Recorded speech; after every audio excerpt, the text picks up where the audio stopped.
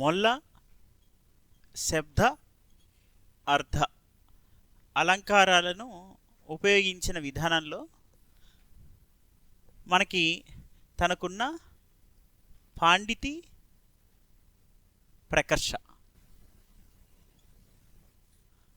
లేదా పాండిత్య శక్తి, అలానే ఆ పాండిత్యాన్ని అంతర్లీనంగా నిరూపించుకోవాలన్నటువంటి వైఖరి కనిపిస్తూ ఉంటుంది. కానీ అది తన ఇది ఎలా అనివార్యమైన అంశంగా ఉండదు. ఈ వర్ణన ఇది అనివార్యమైన అంశం కాదు, ఏమంటామంటే ఇది అనవసరమైన అంశంగా ఉండదు, ఇది అనివార్యమైన అంశంగా ఉంటుంది వర్ణన. ఎందుకని అనివార్యంగా ఉంటుంది అంటే, అనివార్యం అంటే నివారించలేనిది, అంటే ఖచ్చితంగా జరగవలసింది. ఇది ఎట్టి పరిస్థితుల్లో మనం చెబితేనే మంచిది, చెప్పకపోతే సరైనది కాదు. లేదు ఇది జరిగితేనే మంచిది, జరగకపోతే ఇది సరైనది కాదు, ఇది ఖచ్చితంగా జరిగి తీరవలసిందే అనే పరిస్థితి ఉంటే దాన్ని అనివార్యం అంటాం. ఇది ఖచ్చితంగా జరిగి తీరవలసిందే అని ఎందుకంటున్నామంటే, రఘురామ కీర్తిని సల్లలిత ప్రతాపగుణ సాగరుడిని జగద్విదితం చేయాలనే లక్ష్యం, నరాంకితం చేయకూడదనేటువంటి భావన ఉన్నటువంటి మొల్ల ఖచ్చితంగా అతని జన్మస్థానమైన అయోధ్య పురవర్ణన చేయడం సహజం, అది అనివార్యం. సహజం, అనివార్యం ఇలా ఉంటే దీన్ని మనం ఎలా అర్థం చేసుకోవాలి ఇప్పుడు అంటే, తనకున్నటువంటి ఆ అనివార్యతను పాండిత్యంలో చొప్పించే ప్రయత్నం చేసింది. పాండిత్యంలో ఏముంటాయి? పండిత భాష అలంకారప్రాయంగా ఉంటుంది. పాండిత్యం ఎప్పుడైనా అలంకార శోభతోనే తెలుస్తుంది. అలంకారిక శక్తి లేనప్పుడు అది పాండిత్యం అవ్వదు ఎప్పటికీ. అది ఎందుకని అంటున్నాం మరి పాండిత్యం అంటే, మరి దేని ప్రాతిపదికన అది పాండిత్య శక్తి ఉందంటాం, పాండిత్య ప్రకర్ష వాళ్ళు ప్రదర్శించారంటాం? ప్రాతిపదిక ఏంటిది?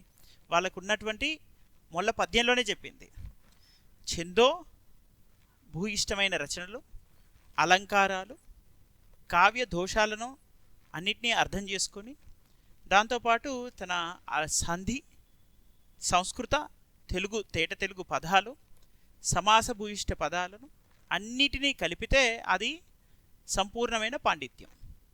ఆ పాండిత్యం మరి తనకు ఉందని మరి ఏ రూపంలో తెలియాలి? వర్ణన రూపంలో తను చెబుతున్న కథ ద్వారా తెలియాలి.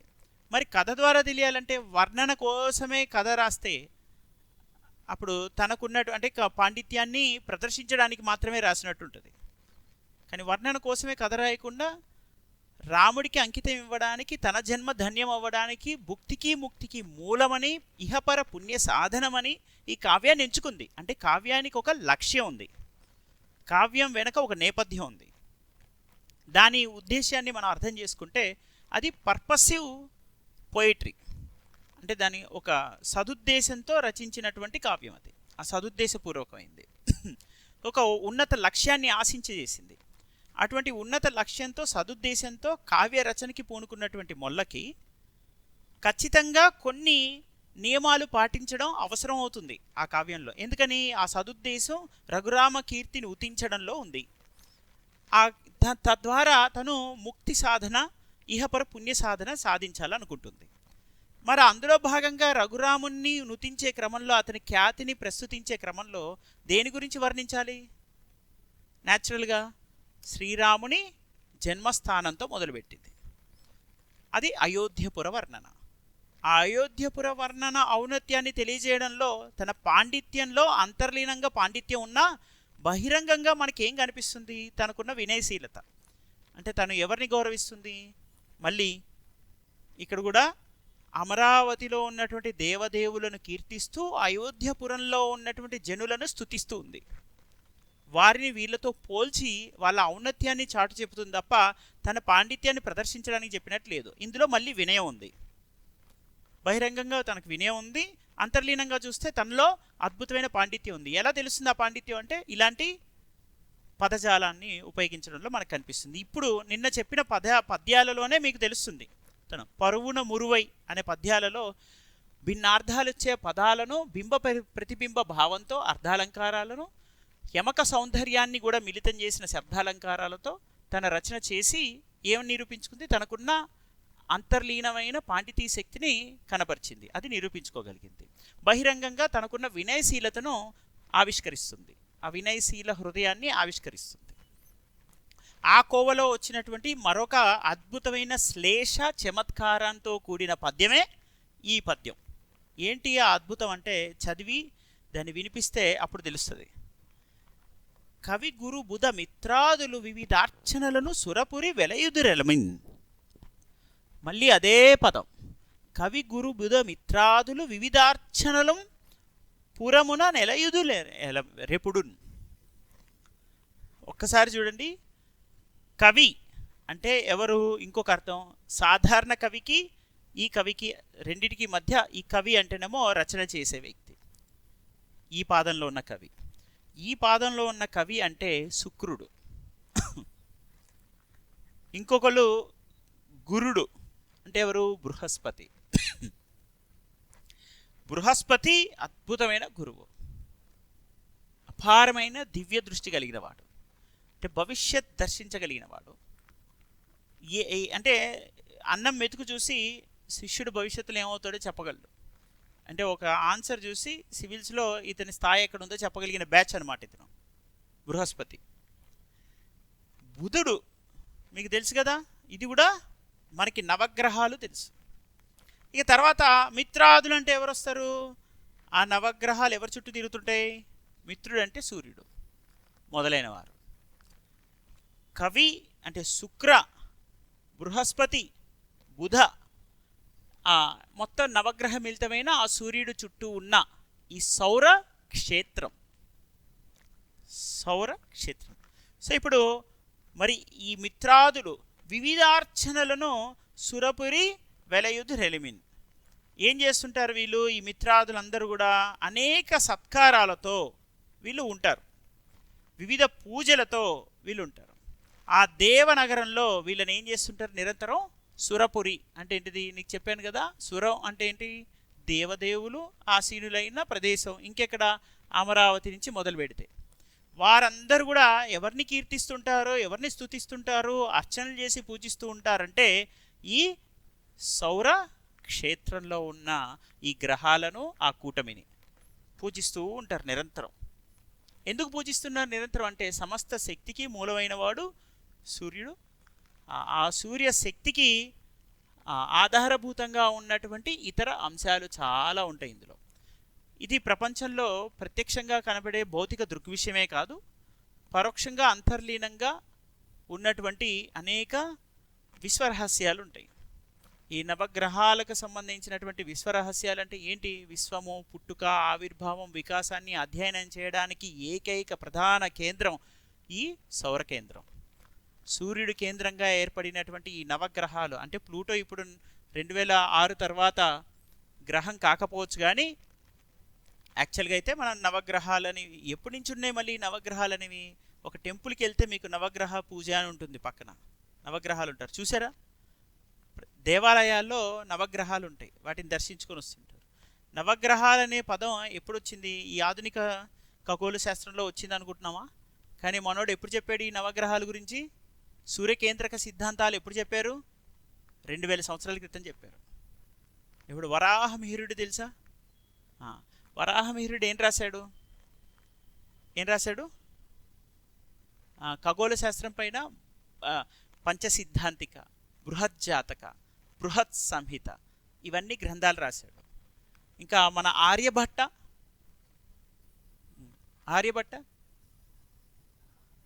ఏం వినలేదా? జీరో కనుగొండు. ఓకే, ఆర్యభట్ట రాసింది ఆర్యభట్టీయం. ఆయన రాశాడు ఆర్యభట్ట. ఆ పేరు పంచపాండవులు ఎంతమంది అంటే ఆలోచిస్తున్నట్టుగా ఉంటుందా ఇది. సో ఇప్పుడు ఆర్యభట్ట ఆయన రాశాడు. ఇంకో చాలా అద్భుతమైన మనకి ఈ ఖగోళ శాస్త్ర గ్రంథాలు వెలిసాయి. ఓకే, అందులో విశ్వరహస్యాలు అంటే ఏంటి? ఇప్పుడు మీకు హిగ్స్ బోసన్ పార్టికల్ అని విన్నారా? దైవ కణాన్ని విన్నారు, గాడ్ పార్టికల్ అంటారు. 2018లో యూపీఎస్సీ మెయిన్స్లో వచ్చింది. 2018లో యూపీఎస్సీ మెయిన్స్లో ఈ ప్రశ్న అడిగారు. ఏమని అడిగారు? పార్టికల్ ఫిజిక్స్, కణభౌతిక శాస్త్రం. అందులో ఈ గాడ్ పార్టికల్ అన్న పదం వినబడుతుంది.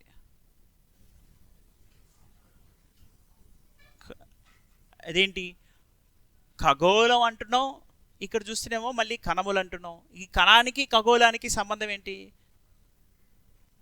ప్రతి అణువులో కణం ఉంది, నీ శరీరంలో కణం ఉంది. కణం అంటే సెల్ కదా.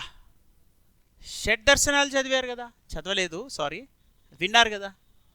షడ్ దర్శనాల్లో ఏమున్నాయి? వైశేషిక దర్శనం ఉంది. దాని మూలకర్త ఎవరు? మూల ఆద్యుడు ఎవరు? ఆ ఫిలాసఫీకి, ఆ philosophical branch of unorthodox sects SECTS sex, అది సెక్ట్స్ అంటారు దాన్ని. అనార్థడాక్స్ అంటే ఇప్పుడు ఆర్థడాక్స్ అంటే సాంప్రదాయ సిద్ధాంతం, అనార్థడాక్స్ అంటే సాంప్రదాయేతర సిద్ధాంతం. అంటే అన్కన్వెన్షనల్గా ఉండడం అని కాదు, సాంప్రదాయ సిద్ధాంతంలో ఉన్న మూలతత్వాన్ని గమనించి అంతకన్నా మించిన జ్ఞాన మార్గాన్ని సూచించే పద్ధతులు ఉంటాయి ఇందులో. ఇప్పుడు కర్మ మార్గం ఉంటుంది, జ్ఞాన మార్గం ఉంటుంది. కర్మ మార్గం అంటే నువ్వు నిరంతరం నిర్వహించాల్సినటువంటి విధులు, కర్తవ్యాలు, బాధ్యతలు, అందులో ఉన్నటువంటి క్రతు ఆచార ధర్మాలు, ఇవి నీ కర్మ మార్గం. అంటే నిరంతరం నిర్వహించేవంటే ఏముంటాయి? నువ్వు బ్రహ్మచర్యం ఉంటుంది. బ్రహ్మచర్యం అయితే ఉండక తప్పదుగా మనిషి అయిన తర్వాత. పుట్టుకతోనే మనం ఏమి సంసారం కాదుగా. బ్రహ్మచర్య దశ దాటేకే కదా సంసార జీవనంలోకి వస్తాం. సంసార జీవనం అంటే పెళ్ళే చేసుకోక్కర్లా, సరే పెళ్ళి చేసుకోకపో సంసార జీవనంలోకి ఎంటర్ అయినట్టే ఎప్పుడైతే నీ మీద నీకు బాధ్యత వస్తుందో. ఓకే, అది నువ్వు ఈ సహజీవనం చేయి, లేకపోతే నా 3 పెళ్ళిళ్ళు చేసుకో, ఎన్ని పెళ్ళిళ్ళు ఏం చేసుకో, నీకైతే సంసార జీవనం స్టార్ట్ అయిపోయినట్టే బ్రహ్మచర్య దశ దాటి. రెండో ఇప్పుడు మనిషి అనేవాడు ముసలోడు అవ్వక తప్పదుగా. ముసలి దశ వచ్చినప్పుడు అతనికి వానప్రస్థంలో అడుగు పెట్టాలిగా. అంటే ఇప్పుడు ఇన్ని సంవత్సరాలు నేను ఏం చేశానో, ఇవి చేసిన వాటి ప్రయోజనం ఏంటి అనే ఆ అర్ధఫలాన్ని స్వీకరించాల్సి వస్తుందిగా. అర్ధఫలం అంటే తను సంపార్జించినవి.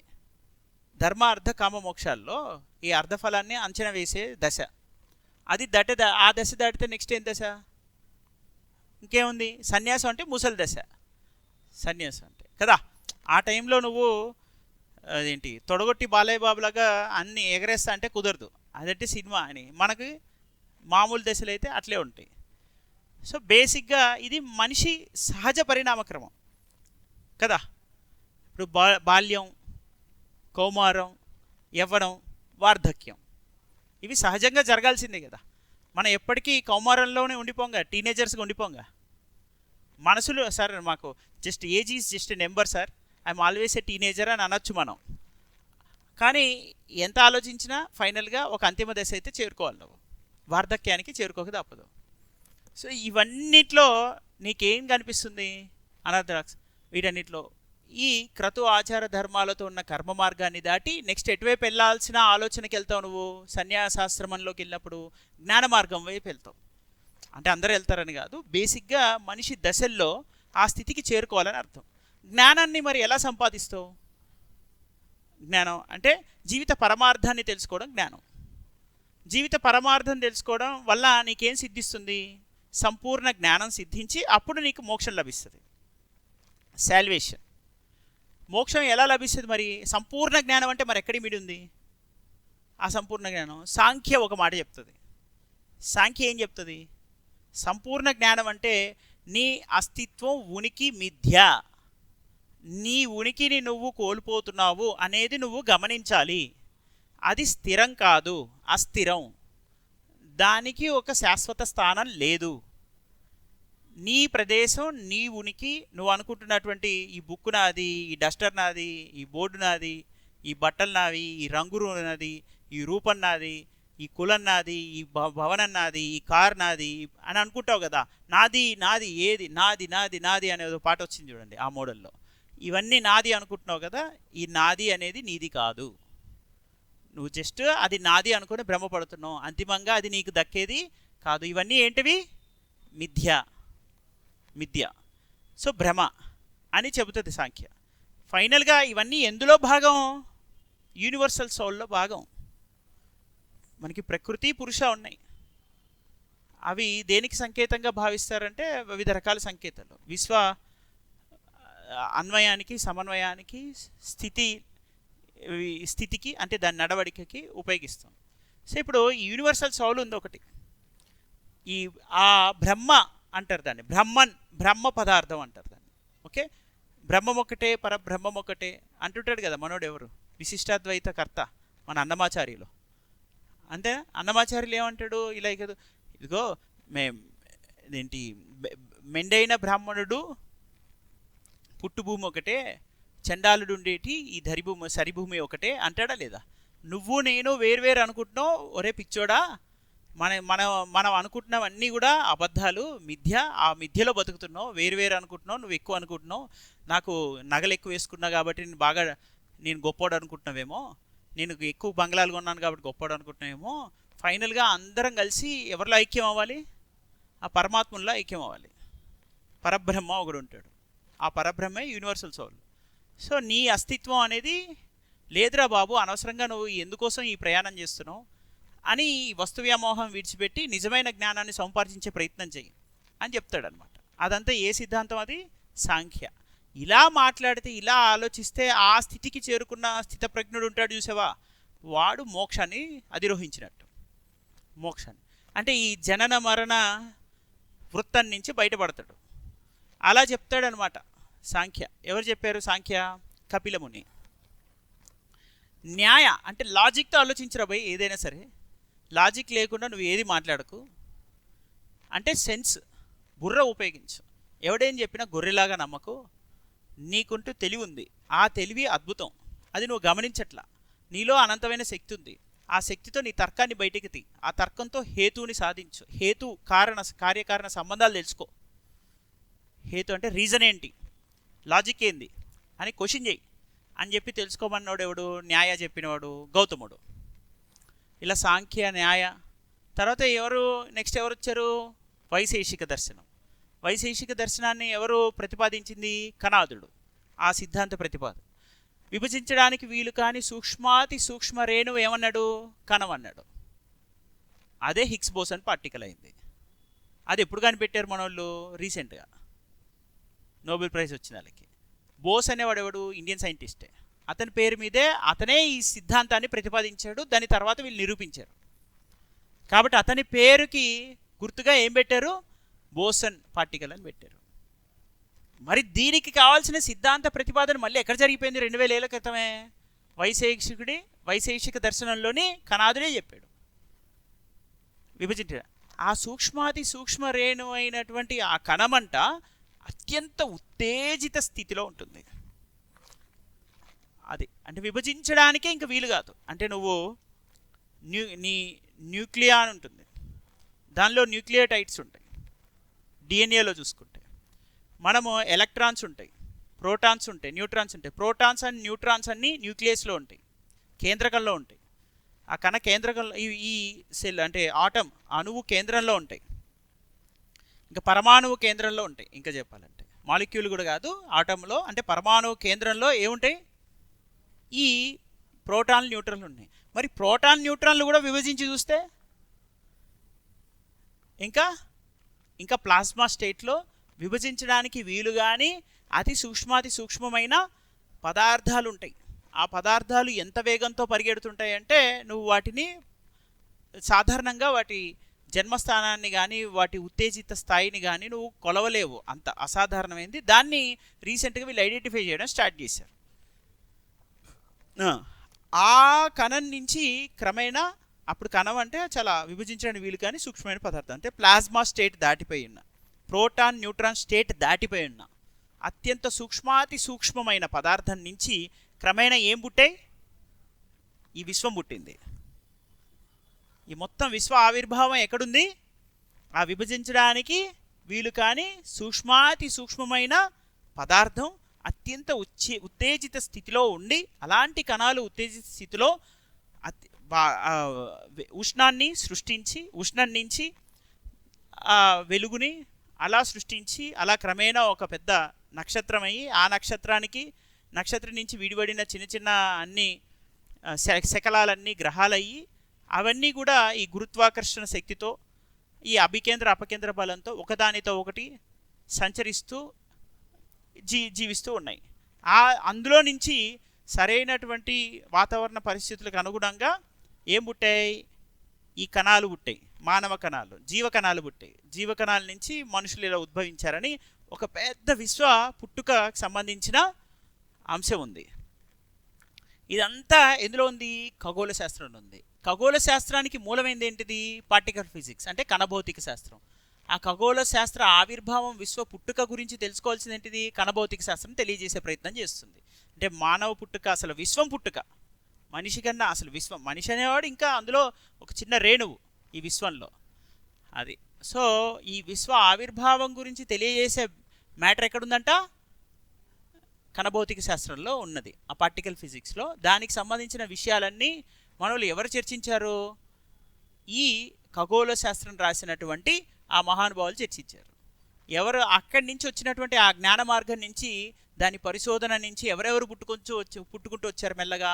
ఆర్యభట్ట, బ్రహ్మగుప్త, నెక్స్ట్ వరాహమిహిర, అటు నుంచి వచ్చినటువంటి వీళ్ళందరూ వచ్చారు. ఓకే, సో ఇది భారతదేశంలో ఉన్నటువంటి ఉత్కృష్టమైన శాస్త్రీయ జిజ్ఞాస. ఆ శాస్త్రీయ జిజ్ఞాస నుంచి వెలువడినటువంటి జ్ఞాన గ్రంథాలు అవన్నీ. ఆ గ్రంథాలకు సంకేతంగా ఏర్పాటు చేసుకున్నవే ఈ కవి గురు బుధ మిత్రాదులు అయినటువంటి ఆ ఖగోళ శాస్త్రంలో మనం పేర్కొన్నటువంటి ఈ గ్రహాలే. ఆ గ్రహాలన్నీ ఎవరు, ఎందులో భాగం? ఈ సౌరక్షేత్రంలో భాగం, సూర్యుడి ఆవరణం వరకు ఉన్నటువంటి ప్రదేశం. ఆ కవి గురు బుధ మిత్రాదులు, మిత్ర ఆదులు అంటే మొదలైన వారు, మిత్రుడు అంటే సూర్యుడు, సూర్యుడు మొదలైన వారు అంటే సూర్యుడితో పాటు ఇతర అనేక నక్షత్రాలు, సమస్త విశ్వము, ముఖ్యంగా ఈ సూర్య నక్షత్రం చుట్టూ ఉన్నటువంటి ఇతర గ్రహాలు, ఇవన్నీ కూడా నిరంతరం పూజనీయ స్థాయిలో ఉంటాయి. దేవుళ్ళు కూడా పూజిస్తుంటారు. ఎందుకని? ఈ విశ్వ పుట్టుక ఆవిర్భావానికి కారణమైనటువంటి మూల రహస్యాలు ఎన్నో ఉన్నటువంటి ప్రదేశం, ఈ విశ్వ సృష్టికి కాదు స్థితికి కూడా కారణమైన ప్రదేశం. ఇప్పుడు సూర్యుడు అనేవాడు ఒక్కరోజు లేకపోతే ఏమవుద్ది? ప్రపంచం నాశనం అయిపోద్ది. అంటే స్థితికారుడు కూడా ఎవరు? స్థితి కూడా ఎందులో జరుగుతుంది? సూర్య శక్తి నుంచి, సూర్యరశ్మి నుంచి జరుగుతుంది. అంటే విశ్వం పుట్టుక అంటే సూర్యుడు అనేవాడు ఒక సంకేతం. సమస్త విశ్వం పుట్టుకగా అర్థం కావాలంటే మనకి ఈ ఖగోళ శాస్త్రం మీద అవగాహన ఉండాలి. ఆ ఖగోళ శాస్త్రంలో ఉన్నటువంటి ఈ సమస్త సృష్టికి, స్థితికి, మళ్ళీ వాళ్ళు లేకపోతే లయకి కారణం ప్రత్యక్షంగా వాళ్ళు సృష్టి స్థితి లయకారులు అనేవాళ్ళు లెజిస్లేటివ్ వింగ్. అది మరి ఎగ్జిక్యూషన్ చేస్తున్న బ్యాచ్ ఎవరు? వాళ్ళు శాసనకర్తలు అయితే కార్యనిర్వాహక కర్తలు ఈ సృష్టి స్థితి లయకారులలో వాళ్ళు చేసినటువంటి థీరీస్ అన్నిటినీ ఇంప్లిమెంట్ చేసేది ఈ విశ్వంలో ఉన్నటువంటి ఈ సూర్యుడు, అతని చుట్టూ ఉన్నటువంటి గ్రహాలు. వాళ్ళ సృష్టితో ఈ విశ్వం సృష్టించబడింది. వాళ్ళ కనుమరుగై దశలో ఈ విశ్వం కనుమరుగైపోతుంది. వాళ్ళు నడుస్తున్నంత కాలం ఈ విశ్వం నడుస్తూ ఉంటుంది. మానవ సమాజం అలా మనుగడ సాగించడానికి ఈ సృష్టి స్థితి లయలకు ఎగ్జిక్యూషన్లో ఉన్న వాళ్ళు ఎవరు? వీళ్ళందరిని ఎవరు పూజిస్తున్నారు? ఆ దేవదేవులు సురపురిలో కూడా వీళ్ళని నిరంతరం పూజిస్తూ ఉంటారు. ఎవరు ఈ బ్యాచ్ అంతా? కవి గురు బుధ మిత్రాదులు.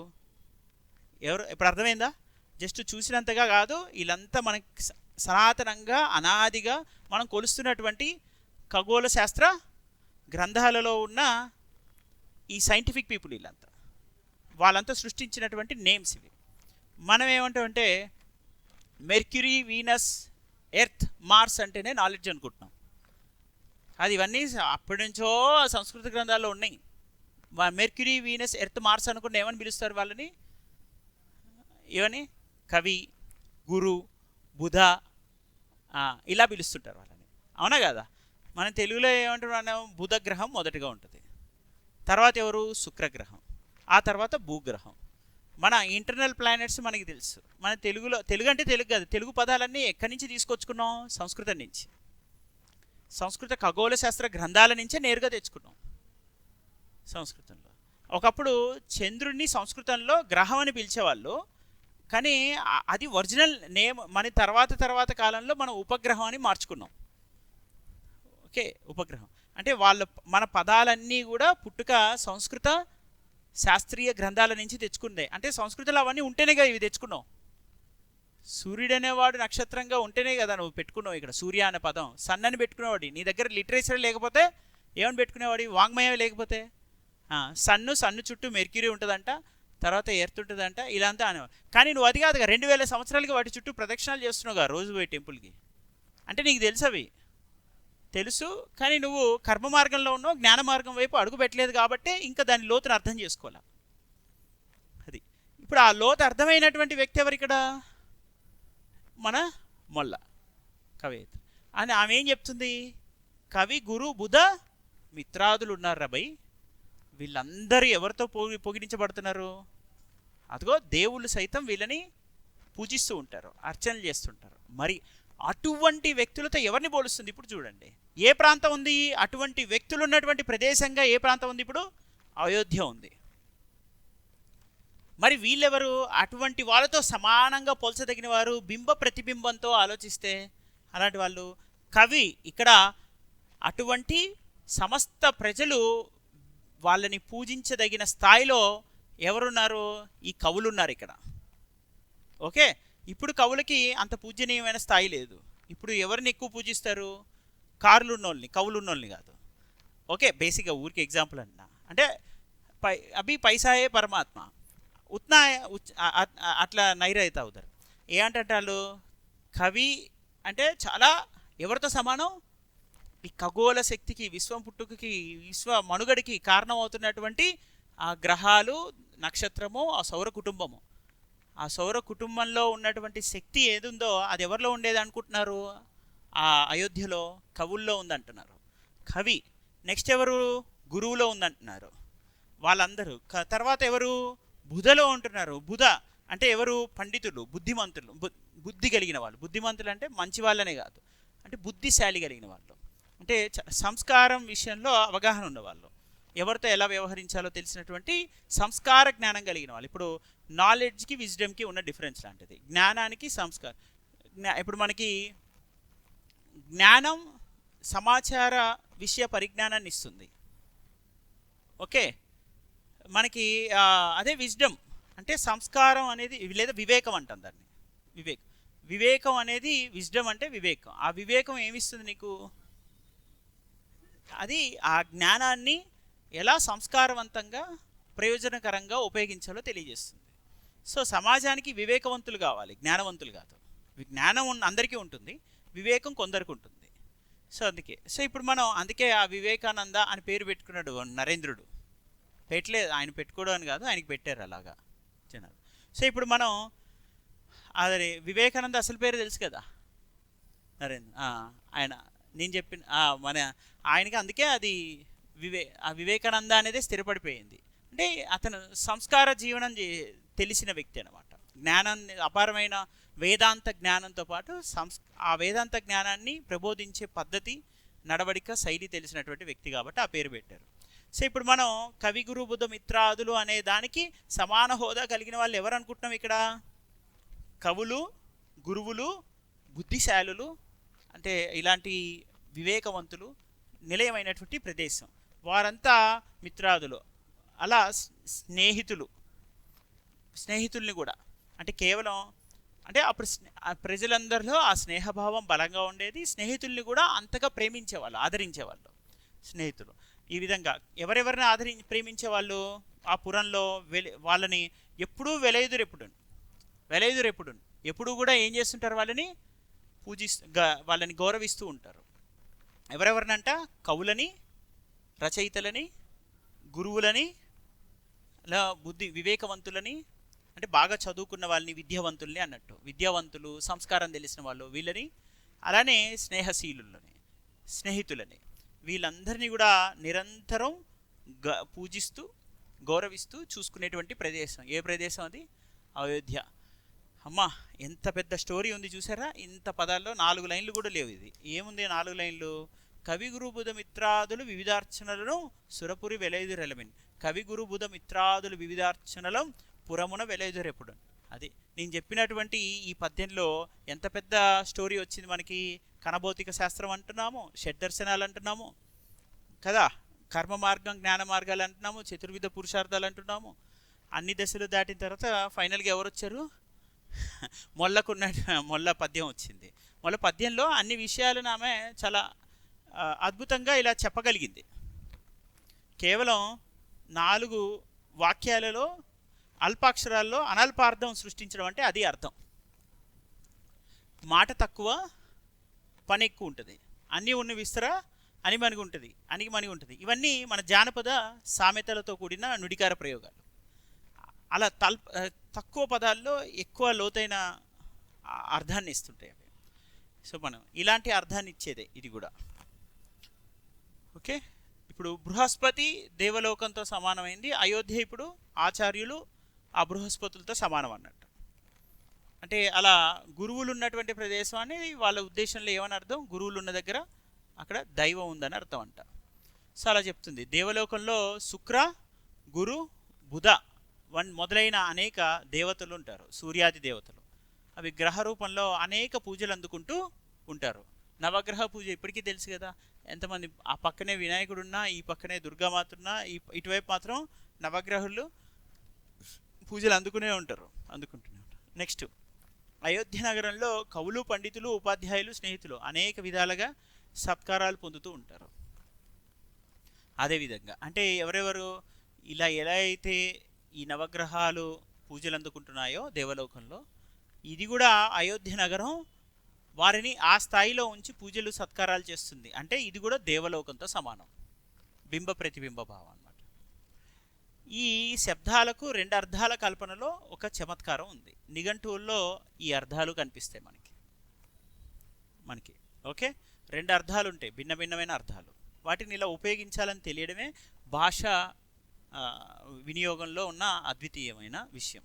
భాషని ఇలా ఇంత బాగా ఉపయోగించవచ్చు. మీరు చెప్పండి, ఇప్పుడు ఇంగ్లీష్లో ఒక పదానికి భిన్నమైన అర్థాలు ఉంటే వాటిని ఇంత మంచి స్టోరీగా రాయడం అంటే అంత ఆషామాషి కాదు. వేరే భాష కొంత నాకున్న పరిజ్ఞానంలో భారతీయ భాషలో ఇది సాధ్యం అవుతుంది.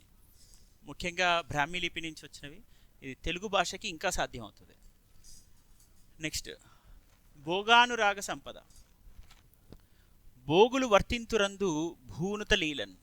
భోగానురాగ సంపద, భోగులు వర్తింతురిందు భూనుత లీలన్. ఏంటి సార్ మళ్ళీ చదివిందే చదివారో అనుకుంటున్నారా కదా? ఒకసారి చదవండి మళ్ళీ. ఇది ఏమన్నాను? భోగానురాగ సంపద, భోగులు వర్తింతురందు భూనుత లీలన్. భోగానురాగ సంపద, భోగులు వర్తింతురిందు భూనిత లీలన్. ఇది చూడండి, మొదటి దాంట్లో భోగం అంటే ఏంటి? భోగ, అనురాగం, సంపద ఇవన్నీ అంటే సుఖాలు, దుఃఖాలు, సంతోషాలు, ఇవన్నీ ప్రేమ, అవన్నీ ఉంటాయి. భోగులందరూ చాలా వాటిని భూనుత లీలన్ అంటే భూమిలో పొగడబడే విధంగా ఉంటారనమాట. వాళ్ళు చాలా సుఖవంతులుగా జీవిస్తూ ఉన్నారు. మరి ఇంకోవైపు భోగానురాగ సంపద అని అంటే ఏంటిది?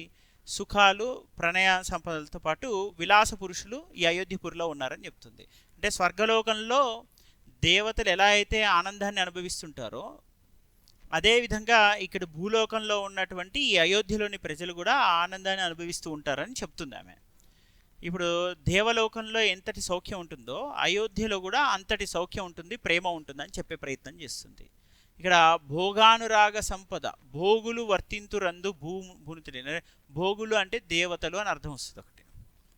ఓకే, భోగము ఎంత యోగం, ఎంత భోగమో అన్నవంటే ఎంతటి ఔన్నత్యం పొందావో. ఇంకా అత్యంత ఔన్నత్యం పొందారంటే ఎవరు ఉంటారు? ఇక దేవుళ్ళు ఉంటారు, దేవదేవులు. సో ఆ భోగులు ఇందులో ఉన్నారు, అంటే దేవతలు ఉన్నారు. ఆ దేవతలు ఏంటి?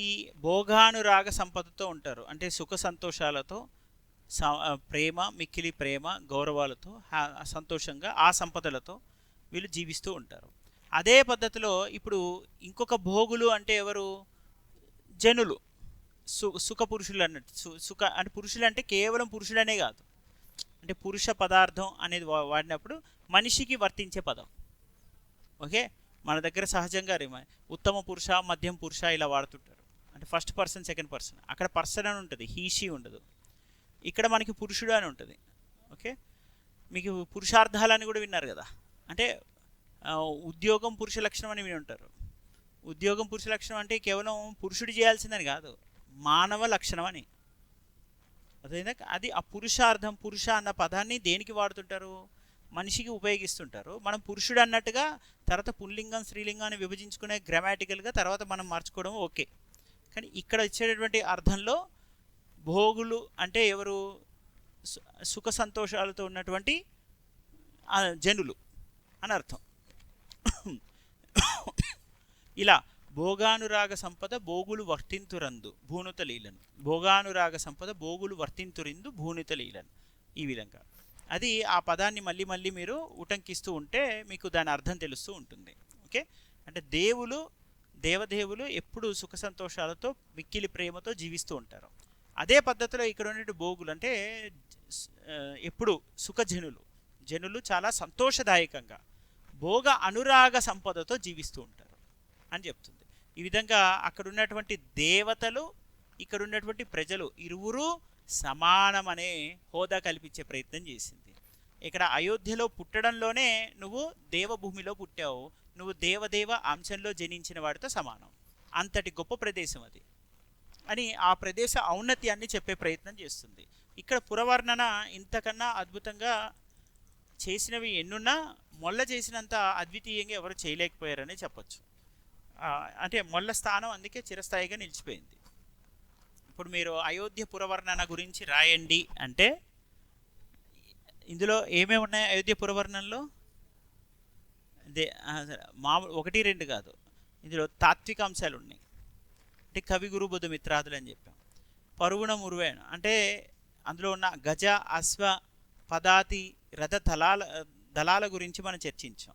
అక్కడ ఉన్నది దాన్ని కూడా ఎలా చర్చించాం? అమరపురితో చూసి చర్చించాం. అలానే సృష్టి స్థితి లయకారులకు నిలయమైన ప్రదేశంగా చర్చించాం. భూరి విద్యా ప్రౌఢి పాటించు శిల్పం ఆ ప్రదేశం అది. అలానే వైకుంఠంతో అక్కడ సమానం అని కూడా మనకి చెప్పడం జరిగింది.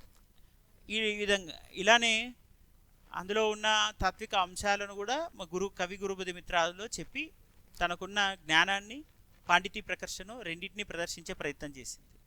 ఇవి అయోధ్య పురవర్ణనలో ఏమేమి అంశాలు ఉన్నాయి? కావ్య సౌందర్యం అలంకార శోభతో ఇమిడింది. అవి కూడా సంగీత మాధుర్యంతో యమక శబ్ద సౌందర్యంతో శబ్దాలంకార సౌందర్యంతో ఇమిడింది. మూడవది దానిలోని తాత్విక ఆధ్యాత్మిక కోణంతో మరింత పరిడవిల్లింది. అది ఎవరికి సొంతం? మొల్లకే సొంతం. ఇది ఇప్పుడు మనం లాస్ట్ టైం సుగాత్రి గురించి చెప్పినప్పుడు అబ్బా సుగాత్రి అనే ఫీలింగ్ క్రియేట్ అవుతుంది. ఇక్కడ మొల్ల గురించి చెప్పినప్పుడు అబ్బా మొల్ల అలా ఉంటారనమాట. సో ప్రతి కావ్యం తీసుకున్నా, ఆ కవిని తీసుకున్నా, లేదా కవయిత్రి తీసుకున్నా, పాత్ర తీసుకున్నా ప్రతిసారి అబ్బా అనాలనిపిస్తుంది అనమాట. వీళ్ళ బ్యాచ్ అది. మనం దాన్ని మీమ్స్గా కూడా వాడచ్చు వీళ్ళని. కాకపోతే ఈ జనాలకి దాని గురించి నాలెడ్జ్ లేదు కాబట్టి మీమ్స్గా వాళ్ళు లేకపోతున్నారు. మనం కరెక్ట్గా సృష్టిస్తే దీనికి ఒక పాత్రకి రూపాన్ని కల్పిస్తే వీరికన్నా గొప్ప సెలబ్రిటీస్ లేరు.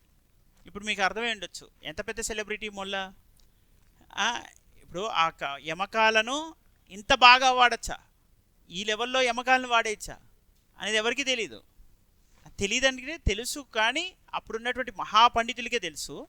ఇప్పుడున్న జనాలకు అసలు ఎవరికీ తెలీదు. నిస్సంకోచంగా చెప్పగలను. యమకాలను ఇంత అద్భుతంగా వాడినటువంటి కవులు ఉన్నారు మన తెలుగులో. మన పదాలనే రోజు ఉపయోగిస్తున్న వాటినే ఇంత సాధారణ ఇప్పటికీ నిలిచిపోయిన పదాలే. ఆమె 16వ శతాబ్దంలో రాసింది. కానీ ఈ కవి అనేవాడు మనకి తెలుసు, ఇప్పటికీ పదం తెలుసు. గురు అన్న పదం ఇప్పటికీ ఉంది, బుధ అన్న పదం ఇప్పటికీ ఉంది, బుద్ధి బుధ అనే పదాలు, మిత్ర అనే పదాలు ఇప్పటికీ ఉన్నాయి. ఈ పదాలనే మనకి ఇప్పటికీ తెలిసినవే. వాటికి అనేక అర్థాలు పర్యాయాలతో ఆ యమకాన్ని ఎలా ఉపయోగించవచ్చో తెలిసిన శక్తి మొల్లకి తప్ప ఈ కాలంలో ఎవరికి అసలు ఈ కాలానికి అంతరించిపోయారు. ఇంకా భవిష్యత్తులో కూడా తెలియకపోవచ్చు. అందుకే నేను అంటున్నా, భాష పటిమ కలిగిన వాళ్ళే గ్రేటెస్ట్ సెలబ్రిటీస్. అదే దాన్ని అర్థం చేసుకోవడం రాక, దాని ఆ సౌందర్యం తెలియక అలా అలా వెనక్కి వెళ్ళిపోతుంది వస్తున్నాయి. ఇప్పుడు నెక్స్ట్ మనం ఇప్పుడు అయోధ్యపుర వర్ణనలో మనకి కొంతవరకు కాన్ఫిడెన్స్ వచ్చింది. ఏంటి? మొల్ల కవిత దృక్పథం ఎలా ఉంది, అవతారిక ద్వారా మొల్ల అనుసరించినటువంటి లేదా తన హృదయాన్ని ఆవిష్కరించండి అని అన్నప్పుడు అవతారికతో పాటు ఇంకేమేమి ఉదాహరణలు తీసుకోవాలి, లేదా తన కవితా శక్తిని లేదా తన రచనా విధానాన్ని అని మనకు అడుగుతున్నాడు కదా ప్రశ్నల్లో. మొల్ల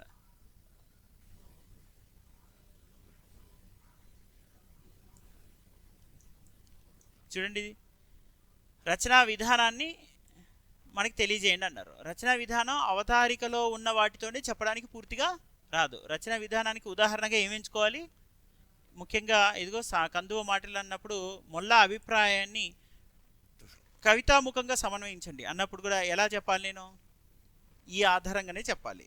కావ్యంలో ఉన్న బాలకాండలో ఉన్న పద్యాల ఆధారంగానే చెప్పాల్సి వస్తుంది పూర్తిగా. ఇలానే మొల్ల బాలకాండలో పద్య రచనా రమణీయతని విపులీకరించిన రీతిని విశ్లేషించండి అన్నారు. పద్య రచనా రమణీయతలో నేను చెప్పిన యమకాలన్నీ దిగిపోతాయి. అంటే ఉదాహరణగా ఈ యమక పద్యాలన్నీ మనకి పద్య రచన రమణీయతలో భాగం, ఉదాహరణగా మెన్షన్ చేయడానికి. నెక్స్ట్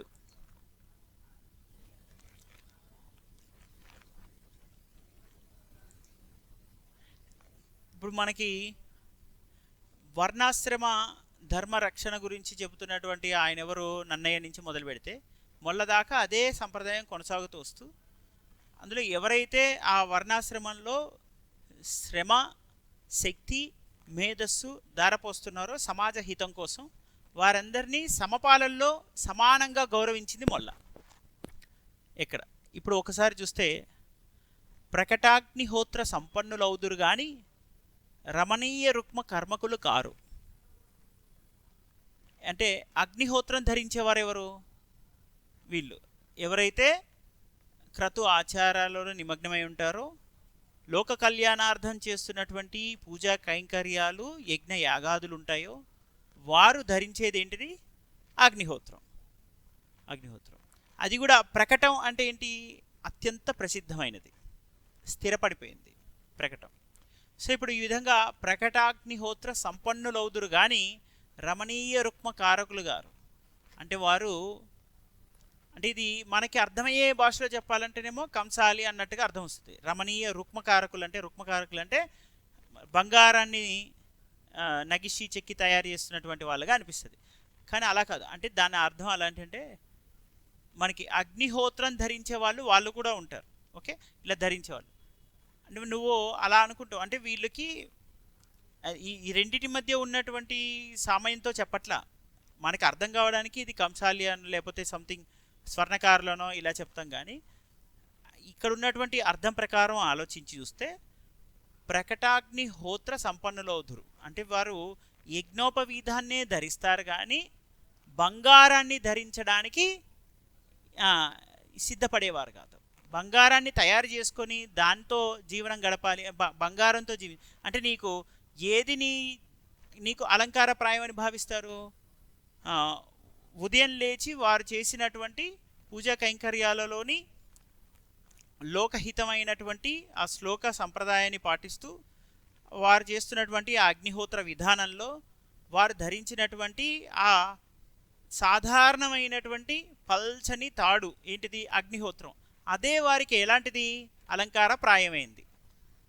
మనం ధరించే ఉంగరాలు లేకపోతే బంగారాలు ఇతర అలంకృత వస్తువులు వారు కోరుకునే వ్యక్తులు కాదు అని అంటుంది. అంటే వీరు ఎలాంటి వారు అన్నట్టు? వస్తు వ్యామోహం వీడి సమాజ హితం కోసం సహజంగా ప్రకృతి సిద్ధంగా జీవిస్తున్నటువంటి ఆధ్యాత్మిక పరులు అన్నట్టు. ఇలాంటి వాళ్ళ గురించి చెప్పే ప్రయత్నం చేస్తుంది. ఓకే, అంటే ప్రకట అగ్నిహోత్ర సంపన్నులు అంటే ఏది సంపద వాళ్ళకి?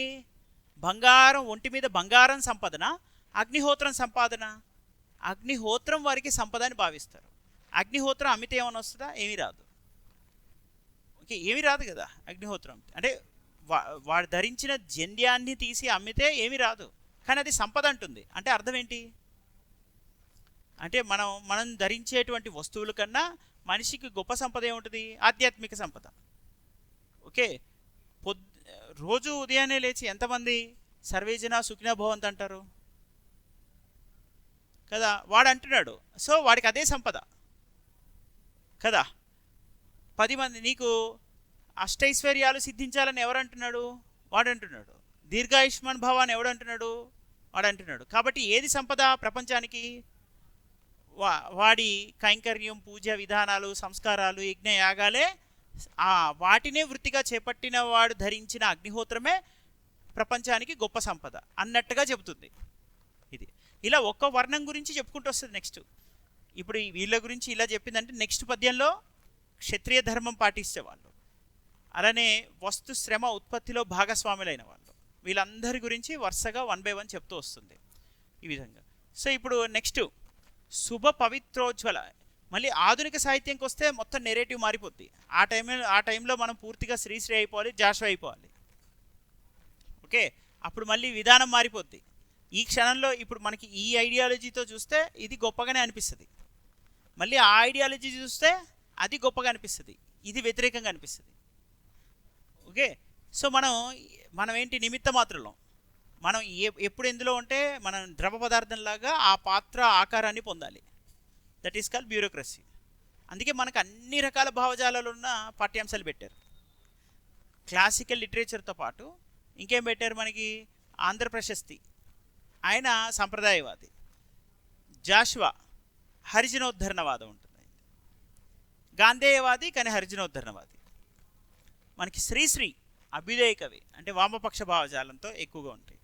అంటే లెఫ్ట్, ఈయన లెఫ్ట్, ఆయన రైటు, ఈయన లెఫ్ట్ రైట్ మధ్య ఉన్న లిబరల్. ఈయనకి మళ్ళీ సంప్రదాయ పద్యాలు ఇష్టం, భారతీయ సాహిత్యం అంటే ఇష్టం, భారతదేశ సంస్కృతి అంటే ఇష్టం. జాషువాకి దేశభక్తి అపారంగా ఉంటుంది.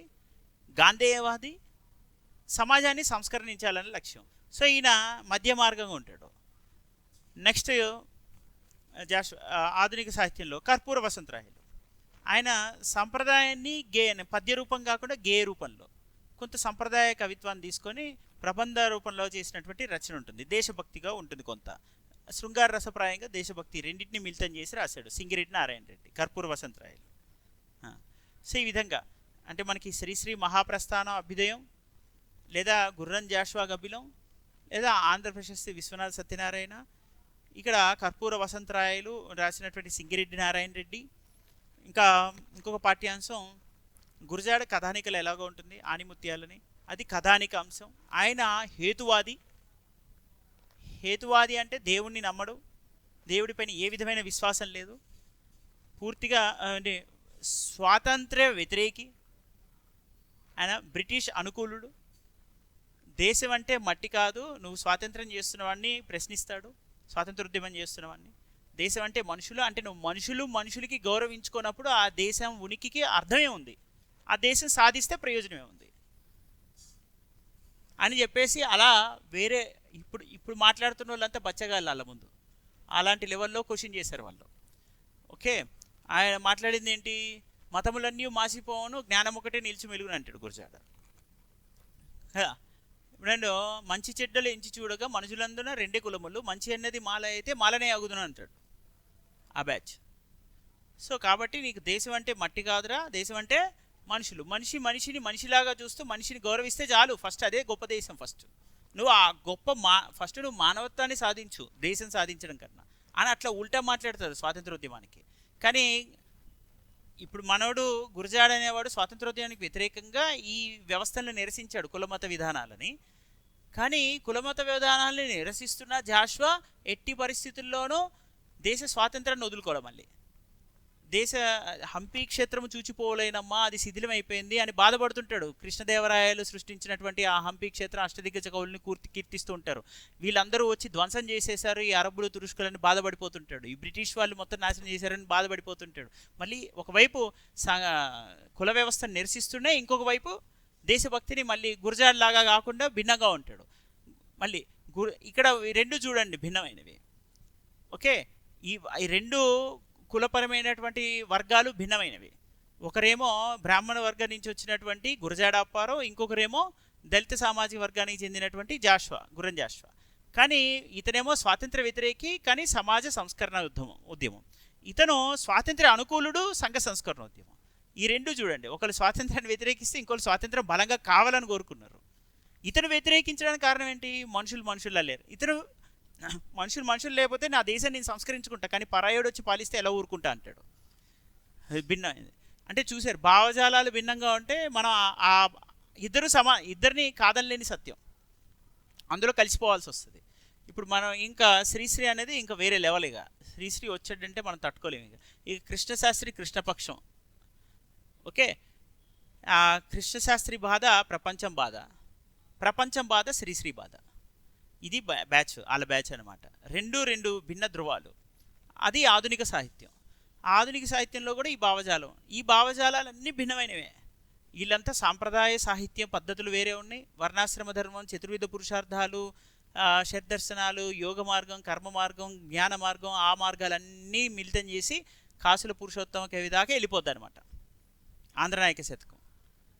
ఓకే, అదంతా మన ప్రాచీన సాహిత్యం ఏంటంటే మనకున్నటువంటి ఆ ప్రాచీన వైభవం, ఆ జ్ఞానం, ఆ సంస్కారం, ఆ జీవన శైలి, వాళ్ళకున్న పాండిత్యం, వాళ్ళకున్నటువంటి మన దేశం ప్రాచీనంగా ఇంత ప్రపంచంలో ఉన్న ఇతర దేశాలన్నిటితో పోలిస్తే ఇంత మేధోపరంగా వృద్ధి చెందిందా అనిపిస్తుంది. మన మేధస్సు ముందు ఎవడు పనికిరాడు అనిపిస్తుంది ఇవన్నీ చూస్తే. ఓకే, ఒకసారి ఆధునిక యుగానికి వచ్చి చూస్తే బ్రిటిష్ అనంతరం ఇలా మళ్ళీ కొంత వ్యతిరేకంగా కోపం, సంఘ సంస్కరణలు, స్వాతంత్రోద్యమాలతో భిన్నంగా ఉంటుంది. అప్పుడు మళ్ళీ రెవల్యూషనరీ ఉంటుంది idea. Okay, this is call అంటే మనిషి మనస్తత్వ విశ్లేషణాత్మకమైనటువంటి ఇంకొక పాఠ్యాంశం ఏంటి? నవల, అల్పజీవి, రాచకొండ విశ్వనాథ శాస్త్రి, రావి శాస్త్రి రాసింది. ఇంకోటి అప్పటి వరకు ఉన్నటువంటి నాటకాలని పౌరాణిక నాటకాలు అయితే సాంఘిక నాటకంగా వచ్చింది. ఒక మధ్యతరగతి జీవనాన్ని మొదటిసారిగా ప్రతిబింబించే నాటకం వచ్చింది రాత్రేయులైన ఆత్రేయులు రాసిన మన ఎన్జిఓ, అద్దె కొంప అంటారు, నాన్ గెజిటెడ్ ఆఫీసర్. రాత్రేయులైన ఆత్రేయులు అంటే ఎవరు? కిలాంబి నరసింహాచార్యులు ఆయన పేరు, ఆత్రేయ అనేది ఆయన కలం పేరు. ఆయన రాసింది ఎన్జిఓ అనేది. అంటే మన దగ్గర కథానిక ఉంది, నవల ఉంది, నాటకం ఉంది, గేయ కావ్యం ఉంది, కర్పూర వసంతరాయలు. ఓకే, అలానే కవితలు, వచన కవితలతో, ముత్యాల సరాల లాంటి కొన్ని ఛందోభేదాలతో ఉన్నటువంటి ఉంది. కథానికల్లో ఆనిముత్యాలు ఉంటే ఆనిముత్యాలని పేరుతో వచ్చినాయి ఉన్నాయి. అంటే మన దగ్గర ప్రక్రియల్లో భావజాల పరంగా వైవిధ్యత ఉన్నటువంటి మొత్తం పాఠ్యాంశాలని కావాలని సెలెక్ట్ చేసి మన మీద వేసి రుద్దారనమాట వీళ్ళు. ఇప్పుడు దాంతో నువ్వేమైపోతావు? గర్జించు రష్యా, గాండ్రించు రష్యా అంటేనేమో అక్కడ బోల్షివిక్ విప్లవం తెలుసుకోవాలి, మళ్ళీ ప్రపంచ యుద్ధాలు తెలుసుకోవాలి. ఏ దేశ చరిత్ర చూసినా ఏముంది గర్వకారణం, నరజాతి సమస్త చరిత్రం, పరపీడన పరాయణత్వం అంటాడు శ్రీశ్రీ. అనేసరికి ఆ క్షణంలో మనం ఎటువైపు పరుగులు ఎత్తాలిగా? మొత్తం ప్రపంచంలో ఉన్న సామ్రాజ్యవాద ధోరణులన్నింటినీ మనం అర్థం చేసుకోవాలి. ఆ అలెగ్జాండర్ దండయాత్రల నుంచి మొదలు పెడితే హాట్ అండ్ టాట్, నీగ్రో, చెంగీజ్ ఖాన్, వీళ్ళందరూ వచ్చారు, దాడులు చేశారు, వీళ్ళంతా సామ్రాజ్యవాదులు, ఈ పెట్టుబడిదారులను తిడతా ఉంటాడు. అది అంటే మనకి ఈ ప్రపంచ యుద్ధాలు తెలియాలి, అక్కడ ఈ విప్లవాలు. అంటే మన వరల్డ్ హిస్టరీ ఇక్కడ ఉంటుంది. వరల్డ్ హిస్టరీ, ఈ communism, secularism, socialism, world wars అన్నీ కూడా ఇందులో ఉంటాయి ఆధునిక సాహిత్యంలో. మళ్ళీ ఇక్కడేమో ప్రాచీన సాహిత్యం, ఇందులోనేమో మళ్ళీ ఏముంటాయి? మన ఆర్ట్ అండ్ కల్చర్లో ఉన్న ఆ షడ్ దర్శనాలు అవి ఇవి అప్లికేషన్ ఓరియంటెడ్గా ఉంటాయి ఇందులో. అవి కేవలం మనం లిస్ట్ చదువుతాం, ఎవరి బ్యాచ్ అని. ఇక్కడేమో లిస్ట్ కాదు, దానికి సంబంధించిన ఎసెన్స్ చదువుతాం, దాని సారం చదువుతాం. సో సాహిత్యం అనేది ఇప్పుడు మనకు అర్థమైపోయింది ఏంటంటే ఇది సకల శాస్త్ర సార సంగ్రహం. సకల, అవునా కదా? దీంతో ఏమన్నా డిస్ప్యూట్ ఉందా? డిస్ప్యూట్ ఏం లేదు. సకల శాస్త్ర సార సంగ్రహం అంటే ఎందుకన్నాం? దీనిలో మనకి చరిత్ర అర్థమైతే ఏం రాశాడో అర్థమవుతుంది, అక్కడ ఐడియాలజీ అర్థమైతేనే ఏం రాశాడో అర్థమవుతుంది కదా. సోషియో రిలీజియస్ రిఫార్మ్ మూమెంట్ తెలిస్తేనే కదా గురజాడ ఏం చెప్తున్నాడో తెలుస్తుంది మనకి. అలానే ఇంపీరియలిజం అంటే ఏంటో, కొలనియలిజం అంటే ఏంటో తెలిస్తేనే కదా ఇక్కడ ఉన్నటువంటి జాషువా ఏం చెప్తున్నాడో మనకు అర్థమవుతుంది. ఆంధ్రప్రదేశ్లో మన విశ్వనాథ సత్యనారాయణ ఏం చెప్తున్నాడో అర్థమవుతుంది. అంటే ఆ చరిత్ర తెలిస్తేనే వీళ్ళు రాసిన గ్రంథ నేపథ్యం అర్థమవుతుంది మనకి, రైట్? ఇప్పుడు ఇన్ని విషయాలు ఎందుకు చెప్పానంటే మీరు దీన్ని అర్థం చేసుకునే కోణంలో ఏ పదార్థం మీరు దీన్నే అల్టిమేట్ అనుకోకూడదు. ఓకే, ఇప్పుడు వర్ణాశ్రమ ధర్మం గురించి చెప్పినప్పుడు నన్నయ్య చెప్పినా మొల్ల చెప్పినా ఆ కోణంలో కొద్దిసేపు ఆ పదార్థంలో ద్రవంగా మారిపోవాలి. ఓకే, ఆ ఆకారాన్ని పొందాలి మనం. ఓకే, మనకంటూ వ్యక్తిగతంగా ఇదే భావజాలం ఉందని పెట్టుకొని కూర్చోకూడదు మనం ఆన్సర్ రాసేటప్పుడు. ఓకే, సో అలా పెట్టుకుని నెక్స్ట్ ఇప్పుడు ప్రకటాగ్నిహోత్ర సంపన్నులవుదురు కానీ రమణీయ రుక్మ కర్మకులు కారు అని ఎవరి గురించి ఆమె వారి ఔన్నత్యాన్ని తెలియజేస్తుంది? బ్రాహ్మణ వర్ణం గురించి చెప్పే ప్రయత్నం చేస్తుంది ఇక్కడ. నెక్స్ట్ శుభ పవిత్రోజ్వల సూత్రధారులు కానీ టక్కరి హాస్య నాటకులు గారు. అలా అంటే ఏంటి? శుభ పవిత్ర ఉజ్వల సూత్రధారులు అంటే వాళ్ళు ఏం చేస్తున్నారు, నిత్యం వీరు ఏం చేస్తుంటారు, సర్వే జన సుఖినో భవంతు అనే బ్యాచ్ ఖచ్చితంగా ఏం చేయాలి, నిత్యం శుభం పవిత్రం అంటే అత్యంత నిష్ఠాగరిష్ఠులుగా ఉంటూ నిజాయితీగా వారు ఏమీ ఆశించకుండా నిస్వార్థంగా చేస్తున్నటువంటి వాళ్ళు. అంటే ఇప్పుడున్న జనరేషన్లో ఏమున్నారో అవన్నీ కాదు, వాళ్ళు ఆ 16వ శతాబ్దంలో వాళ్ళకి సంబంధించిన ఆ జీవన విధానంలో అంత ఔన్నత్యం ఉన్నవాళ్ళు. సూత్రధారులు కానీ టక్కరి హాస్య సూత్రధారులు అంటే ఎవరు, అభినయించేవాళ్ళు రంగస్థలం పైన. కానీ ఇక్కడ సూత్రధారులు అంటే ఏంటి, సూత్రాన్ని ధరించినవారు కదా, సూత్రాన్ని ధరించినవారు, అలానే నడిపించేవారు. నీకు సూత్రధారిగా అంటే ఒక మెంటర్గా ఉండేవాడు అనమాట, ఏది మంచి ఏది చెడు అని చెప్పేవాడు.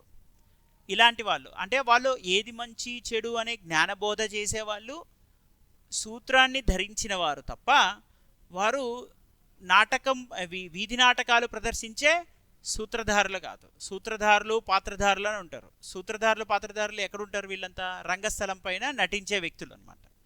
ఓకే, ఒకరు డైరెక్టరు, ఇంకొకరు యాక్టరు. సూత్రధారుడు చెప్పినట్టు నటుడు నటిస్తుంటాడు. సో అలాంటి బ్యాచ్ కాదు వీళ్ళు.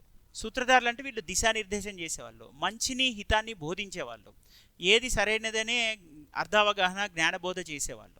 అలాంటి వాళ్ళే తప్ప వీళ్ళు హాస్య నాటకులు కాదనమాట, టక్కరి హాస్య నాటకులు కాదు. సో ఆ విధంగా ఉభయ సంధ్యాది విద్యుక్త కర్ములు కానీ చర్చింపగా నిశాచరులు గారు. ఇప్పుడు నిశాచరులు అంటే ఏంటి, రాత్రి చీకటిలో చేసే బ్యాచ్ అనమాట. చీకటిలో ఉండే వాళ్ళు ఎవరు, రాక్షసులు ఉంటారు, నిశాచరులు, ఇంకెవరైనా రకరకాల బ్యాచ్. ఇప్పుడు చీకట్లో అన్నం తినేవాళ్ళు, చీకట్లో అరే తినద్దురా అని అసురు సంధ్యలో తినగరా ఆ తర్వాత అని ఎందుకు చెప్తారు, ఎందుకంటే అది రాక్షస ప్రవృత్తి. ఇప్పుడు మిడ్ నైట్ నువ్వు 1 o'clock 2 o'clock తిని తిరుగుతున్నావు, మధ్యాహ్నం 1 o'clockకి పడుకుంటున్నావు. ఓకే, అలాంటి బ్యాచ్. అంటే నైట్ షిఫ్ట్లో ఉండడం మామూలుగా పోలీసులు లేకపోతే సాఫ్ట్వేర్ ఇంజనీర్లు చేయడం అలా కాదు. సో వీళ్ళు రాక్షసులు ఉల్టా బ్యాచ్ అనమాట. ఓకే, ఎవరినైనా సరే పిడివాది వితండవాది అని ఎవడంటాడు, రాక్షస ప్రవృత్తి అని అంటాడు. ఓకే, సో ఇప్పుడు వీళ్ళు నిశాచరులు అంటే రాత్రిపూట సంచరించేవాళ్ళు. రాత్రిపూట సంచరిస్తున్నారు కానీ వీళ్ళు రాక్షస ప్రవృత్తి కలిగిన వారు. వీరు ఎలాంటి వాళ్ళు, ఉభయ సంధ్యలు నిర్వహిస్తూ ఉదయము సాయంత్రము సంధ్యా సమయం అంటే సూర్యోదయ సూర్యాస్తమయ సమయాలలో వారికి విధిరీత్యా సంక్రమించినటువంటి విద్యుక్త కర్మలను చేస్తూ ఉంటారు నిరంతరం. అలాంటి వాళ్ళు నిశాచరులు మాత్రం కాదు. ఇది అసుర సంధ్య అని ఎందుకంటారు, అసురులు సంచరించే సమయం అని అర్థం. కానీ ఆ సమయంలో వీరు సూర్యాస్తమయం సూర్యోదయాలు చేస్తున్నప్పుడు వీరు దేనికోసం చేస్తారు, వాటికి ప్రతిగా ఆ నెగిటివ్ వైబ్రేషన్కి వీళ్ళు పాజిటివ్ వైబ్రేషన్ ఇస్తారు. అది కొంచెం లెవెల్ చేస్తుంది అనమాట. ఓకే, ఒక గ్రామంలో నిరంతరం జనాలు కొట్టుకుంటూ తిట్టుకుంటూ ల్యాండ్ పంచాయతీలు పెట్టుకొని, ఓకే, ఒకటి మీద ఒకడు కక్షలు పెట్టుకొని కుళ్ళు పెట్టుకొని అసూయలు పెట్టుకొని తిరుగుతున్నారు అనుకో ఆ గ్రామంలో. ఆ గ్రామం ఎలా ఉంటుంది, నెగిటివ్ వైబ్రేషన్స్తో ఉంటుంది. నెగిటివ్ వైబ్రేషన్ అంటే ఏంటి, అక్కడ ఉండబుద్ధి కాదు, అక్కడ చదువుకోబుద్ధి కాదు, అక్కడ ఇల్లు అయినా కావచ్చు గ్రామం అయినా కావచ్చు, అక్కడ ఏదైనా చేద్దామన్నా ఎవడి మాట వినడు, ఎవడికి వాడి ఏమన్నా తీరే, మంచి చెప్తే అసలే వినరు. ఈ బ్యాచ్ మనల్ని ఇంకా మంచి చెప్తే వినకపోగా మనల్నే తీసుకెళ్ళి వాళ్ళతో పాటు వాడు ఎదక్కపోగా వాడు మన కాలు పట్టుకొని గుంజుతూ ఉంటాడు. ఎందుకురా బాబు అని ఈ శ్రీమంతుడు బ్యాచ్ అంటారు. ఈ శ్రీమంతులందరూ పట్టణాలకు వచ్చేసి ఎవడు బతాడు బతికేద్దాం అనుకుంటారు. అదే జరుగుతుంది కదా శ్రీమంతుడిలో. సో అది శ్రీమంతుడి స్టోరీ. నాకు అంతేనా, కరెక్టేనా, సినిమా అదే కదా, రైట్. ఎందుకంటే అన్ని సినిమాలు ఒకేలా ఉండేసరికి కన్ఫ్యూజన్ ఉంటుంది. మహర్షిలో కూడా అదే ఉంటుంది కదా.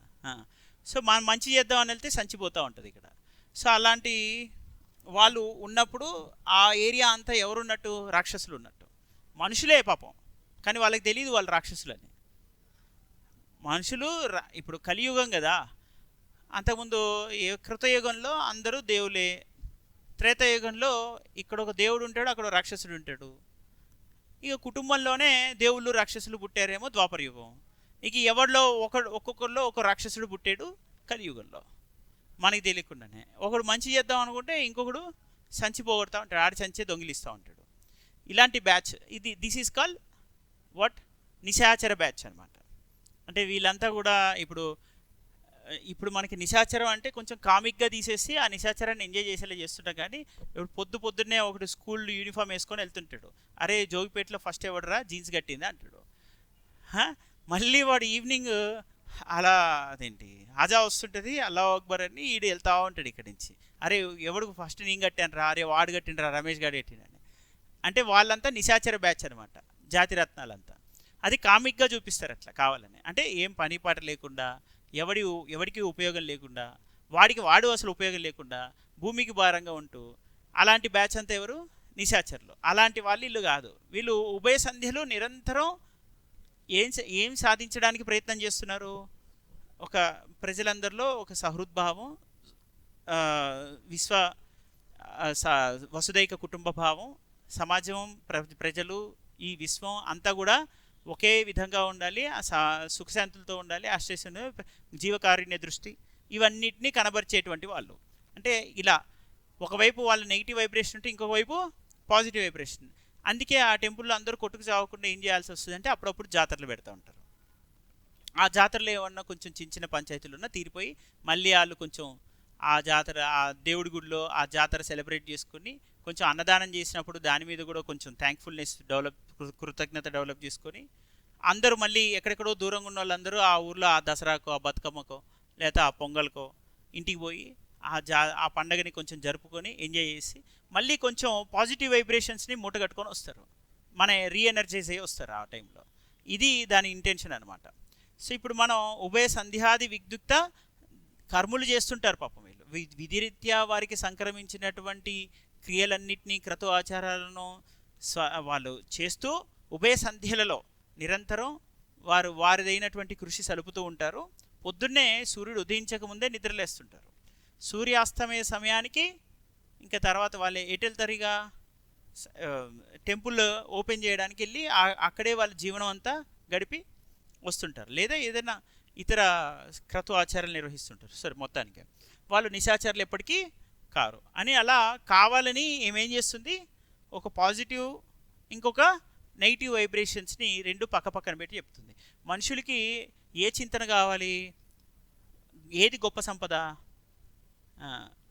నీ సంస్కారం, జ్ఞానం, దాని ద్వారా సంక్రమించినటువంటి నీ జన్యధారణే నీకు గొప్ప సంపద తప్ప నువ్వు ధరించే బంగారం సంపద కాదు అని చెప్పే ప్రయత్నం చేసింది మొదటి పాదంలో. చూసారా? ఇది మొల్లకున్న పాండిత్యంతో పాటు స్పృహ, ఓకే, సామాజిక స్పృహ కనిపిస్తున్నాయి. సో ఈ విధంగా చెప్తూ నెక్స్ట్, తిలకించి చూడగా సద్విజులౌదురే కానీ తలపంగా పక్షిజాతములు గారు. ఇక వాళ్ళు తిలకించి చూస్తే అబ్బా ఇలా కన్నులు విప్పి చూస్తుంటే ఎంత బాగుంది అనే ఫీలింగ్ వచ్చేటట్టుగా అలా చూడాలి. ఎవరిని? పండితుల్ని. వాళ్ళు బాగున్నారంటే వాళ్ళు ఆహార్యం కాదు, వాళ్ళ ఆకారం కాదు, ఆహార్యాలు కావు. అంటే వాళ్ళు తిలకించి చూస్తే అంటే నీకు ఇంట్రెస్టింగ్గా, క్యూరియస్గా ఏదో తెలుసుకోవాలనే ఉత్సాహంతో, ఉత్సుకతతో నువ్వు చూసే ప్రయత్నం చేస్తే సద్విజులు సరిగ్గా నువ్వు లోతుగా గమనించి చూస్తున్నప్పుడు ద్విజులు అంటే ఎవరు?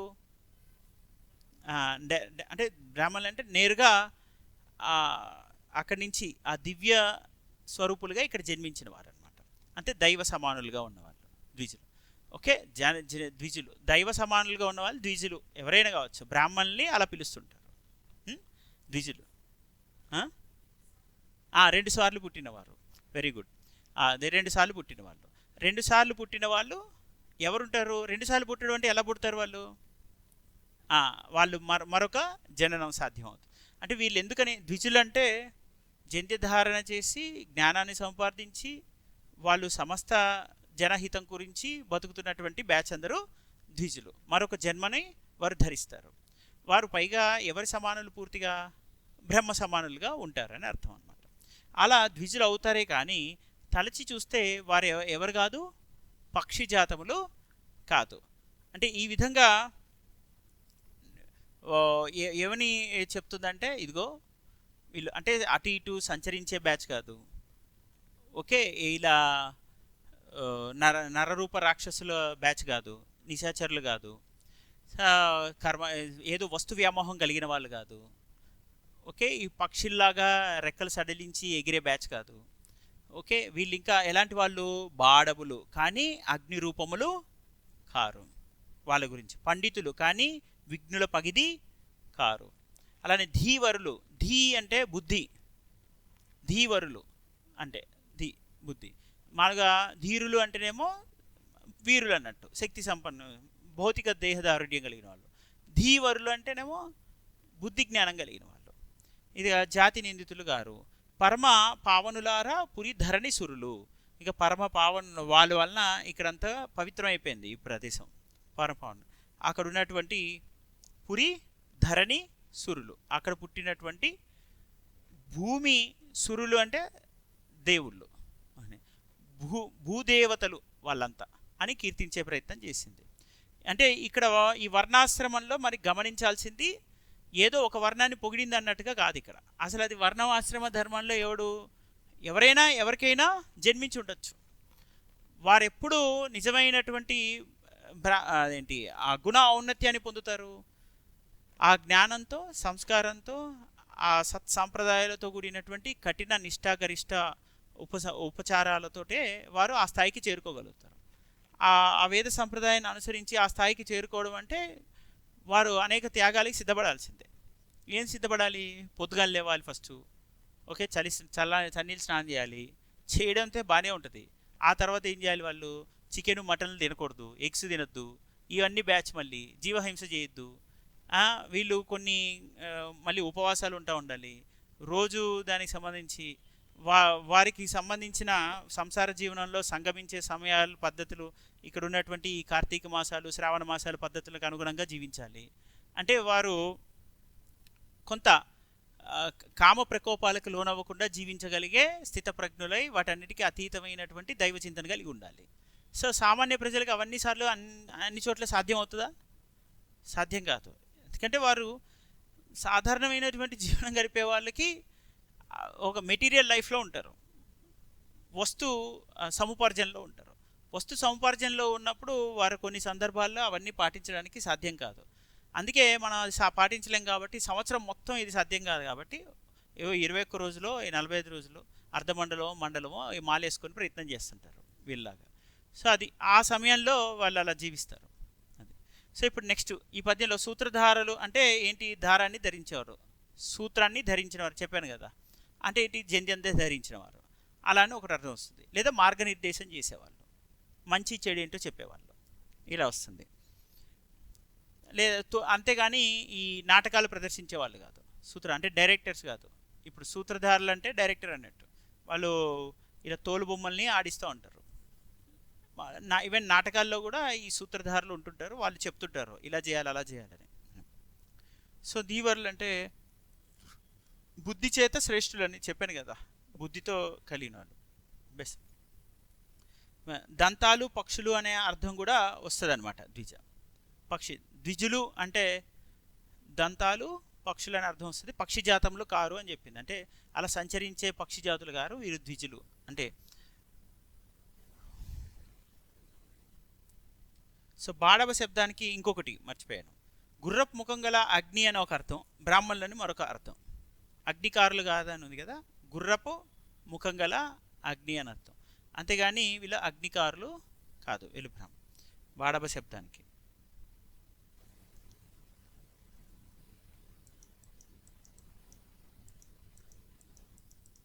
ఇంకొకటి ఇప్పుడు క్షత్రియుల గురించి చెప్పే ప్రయత్నం చేస్తుంది. క్షత్రియులు ఏమని చెప్తుంది? రాజులు కాంతి యందు రతిరాజులు రూపమునందు. రాజులు కాంతి యందు అంటే కాంతిలో రాజు అంటే ఎవరు వస్తారు? ఇంకా సూర్యుడు వస్తాడు, చంద్రుడు వస్తాడు. వెరీ గుడ్, మంచి పని చేశాడు. చంద్రుడు అంటే చంద్రుడు స్వయం ప్రకాశం లేదు సైంటిఫిక్గా, కానీ ఇక్కడ నేను చెప్తూనే చంద్రుడు అంటే చంద్రబింబం అన్నట్టు. మనకి ఈ పౌర్ణమి దశలో చంద్రుడి నుంచి వస్తున్నటువంటి ఆ కాంతిని మనం రాజకాంతి, అలా రాజులు కాంతి యందు అన్నట్టుగా వర్ణించినట్టు. రాజులు కాంతి యందు, రతిరాజులు రూపమునందు. రూపంలో ఎలాంటి వాళ్ళు? మళ్ళీ వీళ్ళు రతిరాజు అంటే మన్మథ సమానులు. రతిరాజు అంటే ఎవరు? ఇంకా రతి మన్మధులు అంటాం కదా, రతికి రాజు ఎవరు? మన్మధుడు కదా. ఇప్పుడు అంటే ఒక భర్త అన్నట్టు. అట్లా రతిరాజులు రూపమునందు, రూపంలో ఎలాంటి ఎంత అందంగా ఉంటారు వాళ్ళు, మన్మధుణ్ణి పోలినంత అందంగా ఉంటారు రూపమునందు, రతిరాజులు రూపమునందు. వాహిని రాజులు దానమందు, మళ్ళీ దానంలో ఎలాంటి వాళ్ళు వీళ్ళు, వాహిని రాజులు. వాహిని రాజులు అంటే వీళ్ళు ఇక్కడ ఉన్నటువంటి మన వాటి ఆయన పేరు గుర్తురాట్లేదు, ఈ శిబి చక్రవర్తి ఉంటారు చూడండి, ఈ మనం దానవీర సూరకర్ణ బ్యాచ్ ఉంటారు చూడండి, వాళ్ళు సరే చెప్తాను, ఇక్కడ వ్యాఖ్యానాలు వస్తుంది. వాహిని రాజులు ఐన్స్టీనా, హరిశ్చంద్ర ఇక అబద్ధం ఆడాడు, అబద్ధం ఆడిన క్రమంలో అన్ని దానం చేస్తాడు. ఓకే, అలాంటి అతను కాదు ఇది దానమందు. నెక్స్ట్ మృగరాజులు విక్రమకేలి అందు. విక్రమకేలి అంటే యుద్ధం చేసేటప్పుడు మాత్రం వాళ్ళు మృగాలే. ఇక ఒకసారి యాక్చువల్లీ అదే మనము సింబాలిక్గా తీసుకుంటారు. ఇప్పుడు బాహుబలి ఏంటి, అందరితో ప్రేమగా ఉంటాడు, కానీ యుద్ధం చేసేటప్పుడు అసలు చాలా అగ్రెసివ్గా బలపరాక్రమాలతో ఉంటాడు అనమాట. అలాంటి బ్యాచ్ అనమాట మృగరాజులు విక్రమ కేలి అందు. కేలి అంటే ఆట, అట్లా అని అర్థం. సో ఈ విధంగా గోరాజులు భోగమందు. భోగంలో ఎలాంటి వాళ్ళు, అంటే వీళ్ళు అంటే ఏదైనా ఒక జాతర ఉత్సవమో పండగో జరుగుతుందనుకో, ఆ ఏరియాలో వాళ్ళని ఏమంటాం మనం, మంచి భోగవంతులు అంటాం. బాగా సెలబ్రేట్ చేసుకుంటూ సుఖ సంతోషాలతో ఉన్నట్టు భోగ పురుషులు అంటారు కదా. ఆ విధంగా ఉన్నటువంటి భోగరాజులు వీళ్ళంతా. అదే అంటే గోవులను పాలిస్తూ ఉంటూ ప్లస్ వాటి ద్వారా వస్తున్నటువంటి ఉత్పత్తులను, ఉత్సవాలను, జాతరలను జరుపుకుంటూ ఆస్వాదిస్తున్నటువంటి మంచి పాలకులు. ఓకే, ఆ పాలకులు రాజులు. నెక్స్ట్ ఇంకోటి ఏంటిది, దినరాజులు అంటే ఈ సూర్యుడు సంతత తేజవంతు, అంటే నిరంతరం ప్రకాశమాయమైనటువంటి సూర్యుడితో సమానమైన వాళ్ళు వీళ్ళు. ఎవరు వీళ్ళందరి గురించి, ఏ వర్ణం గురించి చెప్తుంది ఇదంతా, క్షత్రియ వర్ణం గురించి చెప్తుంది. అంటే క్షత్రియులు ఎలాంటి వాళ్ళు, వీళ్ళు కాంతిలో అంటే చంద్రుడు అంతటి వాళ్ళు, అందంలో మన్మథ రూపం అంత వాళ్ళు. మృగరాజులు విక్రమకేలి అందు, ముఖ్యంగా శౌర్య పరాక్రమాలు ప్రదర్శించడంలో ఒక గొప్ప మృగాన్ని తలపించినటువంటి శక్తి సామర్థ్యం, అంత వాళ్ళు గర్జించగలిగిన వాళ్ళు ఆ శక్తిలో. సో ఈ విధంగా దినరాజులు నిరంతరం వాళ్ళ ప్రకాశం వెలుగుతున్నట్టు, అంటే వేరే వాళ్ళకి వెలుగునిస్తుంది అని అర్థం, అంటే ఆదరణిస్తుంది, పోషణనిస్తుంది, మార్గాన్ని ఇస్తుంది అని అర్థం. ఓకే, తేజస్సు కలిగిన వాడు అంటే ఏమని అర్థం, అతని ద్వారా 10 మందికి వెలుగు చూపే వ్యక్తి అని అర్థం. అతని ద్వారా వెలుగు అందుతుంది, నలుగురికి మార్గదర్శకం అవుతాడు అనే అర్థం అనమాట. తేజోరూపమైన వాడు అంటే అతనిలో ఏదో శక్తి ఉంది అంతర్లీనంగా, అతను నలుగురికి ఉపయోగపడగలడు అనే ఉద్దేశం ఉన్నప్పుడు ఆ తేజరూపం అనే పదాన్ని ఎక్కువగా వాడతాం మనం, తేజ్. సో ఇప్పుడు ఈ విధంగా రాజులు, మానవందంటే మనకి ఆత్మాభిమానం ఉంటుంది మనిషి అనేవాడికి. ఓకే, ఆ గౌరవం, ఆత్మగౌరవం. ఇంకా అలాంటి రారాజులు మానవందు అంటే తమ గౌరవానికి భంగం కలిగితే ఏమాత్రం సహించని, క్షమించని, మాత్రం ఒప్పని వ్యక్తులు. ఓకే, ఆ విధంగా రాజు అనేవాడు. ఇప్పుడు నీకు మన మోడీ ఉన్నాడు, పాకిస్తాన్ బాంబు వేస్తే పాకిస్తాన్తో కూర్చొని ఇలా బాంబు లేకు అని చర్చలు చేస్తే బాగుంటుందా, ఇంకొకసారి బాంబు వేస్తే నీ పాకిస్తాన్ మ్యాప్లో లేకుండా చేస్తే అంటే బాగుంటుందా? అలా అంటేనే అది మానవం ఉన్నట్టు, ఆత్మాభిమానం ఉన్నట్టు. రారాజులు మానవందు అన్నట్టుగా ఉండాలి, అంతే తప్ప ఏంటి ఏదో రకంగా కాంప్రమైజ్ అవుదాంలే ఊరికే బాంబులు వేసుకుంటే ఎట్లా అని అంటే కాదు. ఇప్పుడు యుఎస్ శాంక్షన్ చేసినా సరే నేను న్యూక్లియర్ టెస్ట్ చేసి తీరుతా అన్నాడు అటల్ బిహారీ వాజ్పేయి, అంతకుముందున్న మన ఇందిరాగాంధీ. అలా ఉంటే దాన్ని ఏమంటారు, రారాజులు మానవందు.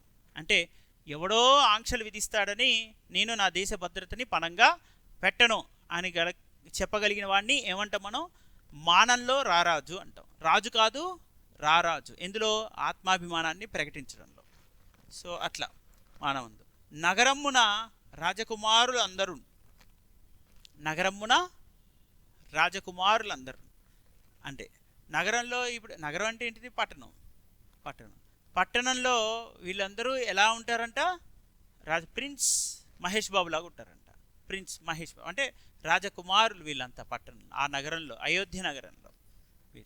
వీరికి అటువంటి పర్సన్స్ వీళ్ళు. సో ఇప్పుడు మనం ఉపమానం ఇందులో ఏంటంటే రాజులు ఒక్కొక్కటి చంద్రుడితో పోల్చారు ఇక్కడ ఉపమా వస్తువులు, ఇక్కడ మన్మధుడితో పోల్చారు, ఓకే, ఇక్కడ దాన కర్ణులతో పోల్చారు, ఇక్కడ విక్రమ అంటే మృగంతో పోల్చారు, యుద్ధంలో ఒక మహా మృగం స్థాయి. నెక్స్ట్ ఇలా సూర్యుడితో పోల్చడము ఇవన్నీ జరిగినాయి, రైట్. ఇది ఇందులో ఏం వాడారు, మొత్తం మనకి ఉపమా వస్తు సంచయం ఉంది, ఉపమా వస్తు సంప్రదాయం ఉంది. ఇక్కడ కాంతిలో రాజులు, చంద్రుని వంటి వారు. ఇక్కడ మొత్తం చూస్తే అయోధ్యలో ఉన్న రాజకుమారులు కాంతి విషయంలో చంద్రుని వంటి వారు. ఆ రాజకుమారులందరూ కూడా ఎలాంటి వారంట, ఆ ప్రిన్స్ మహేష్ బాబు బ్యాచ్ అంట. ఎలా అంటున్నారు వీళ్ళు, అదిగో అందంలో మన్మధులంట, దానంలో సముద్రులంట, ఓకే, అంటే వాహిని అంటే నీరు, సముద్రం అంటే దానంలో సముద్రులు అంటే ఏది అడిగినా ఎంతైనా ఇచ్చేవాళ్ళు వీళ్ళందరూ వస్తారు. దానవీర సూరకర్ణులు. వాహిని అంటే జస్ట్ అది ఒక సంకేతాత్మకమైంది అంతే. నీ దగ్గర ఉన్నది మొత్తం ఎవరు ఏది అడిగినా సరే నిస్సంకోచంగా ఏమీ ఆశించకుండా నిస్వార్థంగా నువ్వు చేయడానికి సిద్ధపడితే అలాంటి వాళ్ళని ఏమని పోలుస్తాం మనం, అతనిలో ఒక సంద్రం దాగి ఉంది అంటాం. సంద్రం దాగి ఉందంటే నువ్వేమన్నా సముద్రం మింగేవా, లేదుగా. అతను సంద్రం లాంటి వాడు అంటాం, అతను ఒక సముద్రం లాంటి వాడు అంటాం. అంటే సముద్రం లాంటి వాడు అంటే అర్థం ఏంటి,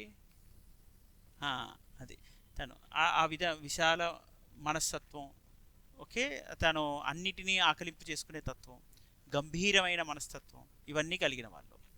సో ఇలా నెక్స్ట్ ఇవన్నీ దానిలో పరాక్రమంలో సింహాలు, సుఖానుభవంలో రాజులు, తేజస్సులు సూర్యుని వంటి వారు, అభిమానంలో చక్రవర్తులు, ఇవన్నీ. సో ఇప్పుడు తగ ధ్యాన విఖ్యాతి తర కుబేరులు కానీ సతతాంగ కుష్ఠపీడితులు గారిని ఈ విధంగా వైశ్యుల గురించి, నెక్స్ట్ ఆ పురంలో ఉన్నటువంటి ఆ వ్యవసాయదారులు, ఉత్పత్తిదారుల గురించి కూడా చెప్పినటువంటి పద్యాలు ఉన్నాయి రెండు. ఇప్పుడు దాంతో చాతుర్వర్ణంలో ఉన్నటువంటి వర్ణాశ్రమ ధర్మాన్ని తను ప్రకటించే ధర్మ రక్షణను తను కూడా పాటిస్తున్నటువంటి వ్యక్తిగా మనకి మొల్ల కనిపిస్తుంది. 16వ శతాబ్దం కాబట్టి ఈ విధమైనటువంటి వర్ణనలు చేస్తూ ఉంటారు. ఇంకా ఈ వర్ణనల ఔన్నత్యం మనకి తెలియాలంటే మనకి శివధనుర్భంగం దాకా వెళ్ళాలి. ఓకే, ఎవరు రాముడు శివధనుర్భంగం గట్ట ఉంటుంది కదా, అక్కడ దాకా వెళ్తే అప్పుడు మొల్లకి సంబంధించిన గంభీర వర్ణన శక్తి కూడా తెలుస్తుంది.